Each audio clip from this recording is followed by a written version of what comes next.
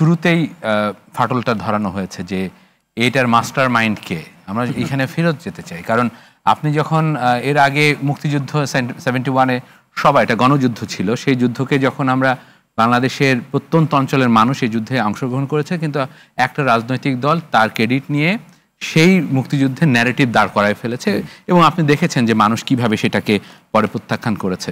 ঠিক একই ফর্মুলায় 24-এর পরবর্তীতে সব কিছুকে কন্ট্রাডিক্টরি করে দেওয়া হলো এবং একে অপরের সঙ্গে কনফ্লিক্টিং একটা রিলেশনে চলে যাওয়া হলো। বিশেষ করে যদি আপনি দেখেন যে এই মুহূর্তে একজন মাস্টার মাইন্ড করা হলো, একজন এক দফার ঘোষণা করা হলো, কেউ বন্দর বন্ধু হয়ে আবির্ভাব ঘটলো, আমরা দেখলাম যে তারা একটা রিজেম্বল করার চেষ্টা করতেছে যে আগে কি ছিল সেটার একটা নতুন বাংলাদেশের নামে, বাংলাদেশ 2.0-তে তারা নতুন করে সবকিছু রেপ্লিকা করার চেষ্টা, নতুন বন্দোবস্ত। এইগুলো আসলে আমার কাছে খুবই হাস্যকর এবং মানে বালখিল্যতা মনে হয়। বাংলাদেশে তারা যখন আন্দোলন করেছে, তারা সংস্কারের জন্য বলেছে বা তারা সংস্কার চায়, এই ধরনের কোনো কথাবার্তা নিয়ে কিন্তু তারা সংস্কার করেনি, তারা কোনো রেভলিউশনও করেনি। হোয়াট দে ওয়ান্ট, আমরা একটা পেয়েছি, আমাদের একটা ইউনাইটেড ফোর্স ছিল, আমরা সবাই চেয়েছিলাম যে সরকার পরিবর্তন হোক এবং সুন্দর একটা গণতান্ত্রিক কাঠামো আসুক। সেই কাঠামোটা কেমন হবে এটা কেবলমাত্র বিএনপির দায়িত্ব না, আবার কেবলমাত্র ইসলামী আন্দোলন বাংলাদেশ কিংবা জামাত ইসলামের দায়িত্ব না, এটা রিফ্লেকশন থাকতে হবে। আপনি অনলাইনে টুইট করবেন, বটর বাহিনী সমানে বিএনপির বিরুদ্ধে কথা বলবে বা জামাতের বিরুদ্ধে কথা বলবে, সেই রিফ্লেকশন দিয়ে যদি আপনি মনে করতে চান যে বাংলাদেশের পলিটিক্যাল ডিসকোর্স এখন এরকম, ইটস রং। আমি মনে করি যে বাংলাদেশে একটা সুষ্ঠু রাজনীতির মধ্য দিয়ে, যেমন এইখানে যারা ঐক্যমত কমিশনে কথা বলছেন বা যারা যাচ্ছেন, তাদের অনেকে সংসদ ভবনে 5 তারিখের আগে কোনোদিন ঢুকেনি নাই, ঠিক আছে, তারা এসে বলতেছেন যে এইটা করতে হবে সেটা করতে হবে। আপনি একটা রাজনৈতিক দল হিসাবে কতটুকু সাকসেসফুল হয়েছেন তার পরিমাপ করার জন্য উনি কটাক্ষ করে বলছেন যে একটা সিএনজিতে ঢুকে যায়। হতে পারে একটা সিএনজিতে ঢুকে যাওয়া একটা দল, কিন্তু সেই দলটা গত 15 বছর স্বৈরাজ শাসনের বিরুদ্ধে কথা বলেছে কিনা।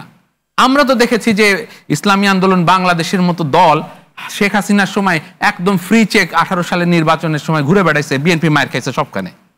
তো এরকম এক দলগুলো যখন কটাক্ষ করে, তখন আমার মনে হয় তাদের ভেতরে গণতান্ত্রিক পরিবেশের অভাব আছে। আমরা একটা জিনিস ক্লিয়ার বুঝতে পারতেছি, সেটা হচ্ছে সাধারণ মানুষ হিসেবে যে এই ইলেকশনটাকে যদি ডিলে করা যায় তাহলে বিএনপির কিছুটা ভাবমূর্তি ক্ষুণ্ণ হবে। এর ফলে বিএনপির না, এই জায়গায় আমি একটু প্রশ্ন রাখি, অন্য দল যেগুলো আছে তারা হয়তো কিছু ভোটের লিভারেজ পাবে না, কিন্তু বিএনপির ভাবমূর্তি ক্ষুণ্ণ হবে কেন? না, তারা মনে করছে যে বিএনপি এই অস্থির হয়ে যাবে, বিএনপি চাঁদাবাজি করছে, এরকম অভিযোগগুলো প্রমিনেন্ট হবে, সে সংঘর্ষে জড়াচ্ছে সেটা সামনে চলে আসবে, সে অস্থিরতা হয়ে গেছে তা সেগুলোকে চলে আসবে। কিন্তু দেখেন, আপনি যখন পাওয়ার ব্রোক করেন, পাওয়ার স্টেক হোল্ডারটা আসলে কারা? রাজনৈতিক দলগুলোই তো। আপনি তো অন্য মানুষকে এনে করতে পারবেন না। I was talking to one মানে ফরেন ডিপ্লোম্যাট, তাকে আমি বলতেছিলাম যে তোমার কাছে কি মনে হচ্ছে? তা বলে দেখো, আমরা চাচ্ছি তোমরা তোমাদের সমস্যাটা সলভ করো। দেখেন শ্রীলঙ্কাতে কি হয়েছে, তো আমরা যদি না পারি তখন কি হবে? না, শ্রীলঙ্কাতে কি হয়েছে, শ্রীলঙ্কাতে আমি আবার একটা এক্সাম্পল আমি দিচ্ছিলাম একটু আগে, এই একটা ব্রিটিশ কিং এর পার্টি ছিল, সেখানে বলতেছিলাম যে বুফে যখন দেওয়া হয় 160-70 রকমের মেনু থাকে, আপনি কি সবগুলো ট্রাই করেন? You don't try.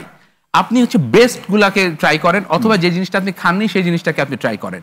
এখন আপনি সবগুলো ট্রাই করলেন এবং আপনি আসার পরে আপনি সবকিছু বমি করে ফেলে দিলেন, আপনি কিছু অ্যাচিভ করতে পারলেন। আমাদের এখন যেটা হয়েছে এক্স্যাক্টলি এরকম হচ্ছে, সবকিছু নিয়ে আপনি মাথা সবই খেতে হবে, সবকিছু হইতে হবে, হবে না, এটা এর হাস্যকর হয়ে যাচ্ছে।